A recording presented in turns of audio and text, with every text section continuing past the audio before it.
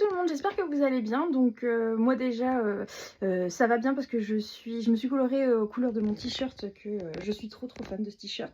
Je sais pas si vous connaissez Herbie, enfin c'était en anglais, en français c'était Choupette ou Roméo selon les films, voilà. Et donc je suis super fan depuis gamine. Depuis gamine je parle aux voitures à cause de ces films là. Il y a eu un film dans les années 2000, c'était le plus récent et déjà je l'ai trouvé très chouette. Je sais pas si vous connaissez, mais du coup c'est un véhicule qui a pas beaucoup sa place à Disneyland. Elle l'a eu au début de Studio Disney.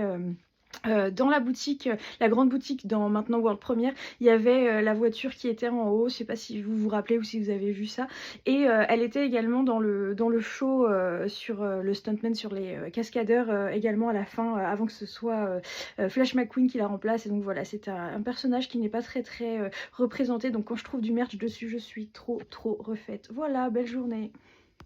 Je reviens sur ce personnage là, Herbie, la coccinelle.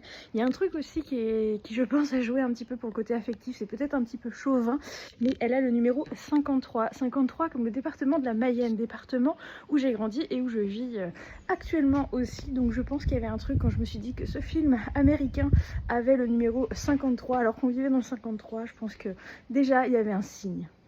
Plus sérieusement, j'ai mené ma petite enquête quand même pour comprendre pourquoi Herbie avait le numéro 53, donc ce n'est pas pour la Mayenne, extrêmement déçue.